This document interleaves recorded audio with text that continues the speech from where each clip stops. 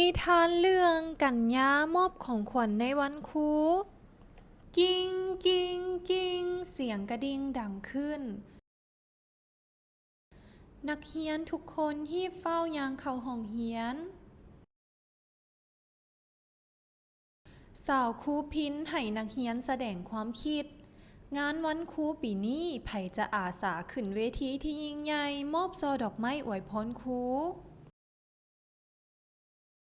ท้าวอาทิตย์คิดว่าควรจะเป็นนางกัญญาและนางมณีเพราะเป็นคนยิ้มงาม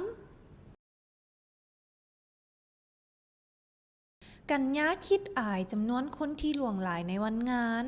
จึงหลีกลี่คำเว้าของอาทิตย์กัญญาเป็นคนยิ้มเก่งจริงใจแต่ผัดขี้อายขาดความมั่นใจในตนเองมณีจึงจับมือให้กำลังใจกัญญา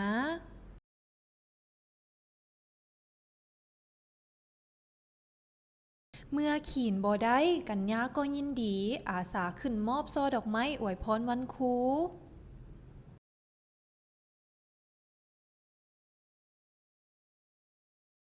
มื้องานวันครูอยู่หน้าโรงเรียนมีตำรวจเป่าหมักหวีดดังปี๊ดปี๊ดเพื่อจัดความเป็นระเบียบเรียบร้อยอยู่หน้าโรงเรียน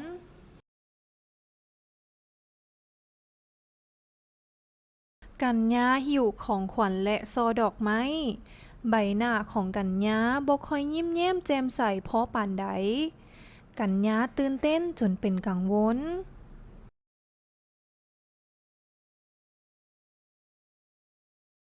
กัญญาได้ยินเสียงเอิ้นชื่อของตนดังมาแต่ไกลๆเป็นเสียงของมณีหมู่คนสนิทที่ส่งเสียงมาให้กำลังใจ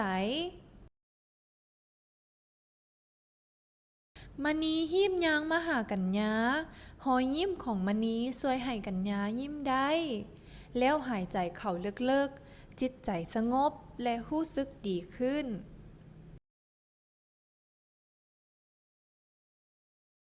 ในที่สุดกัญญาและนักเรียนทุกคนก็ขึ้นมอบช่อดอกไม้ให้แก่ครูอาจารย์ด้วยความปิติยินดี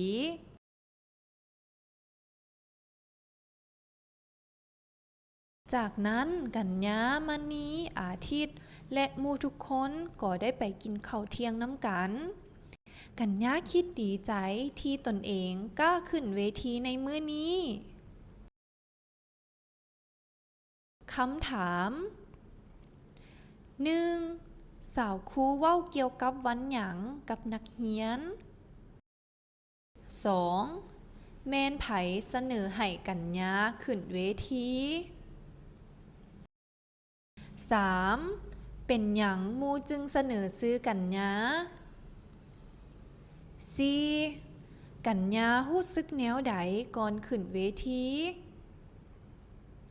5. จบงานวันครูแล้วกัญญาและหมู่เฮ็ดหยัง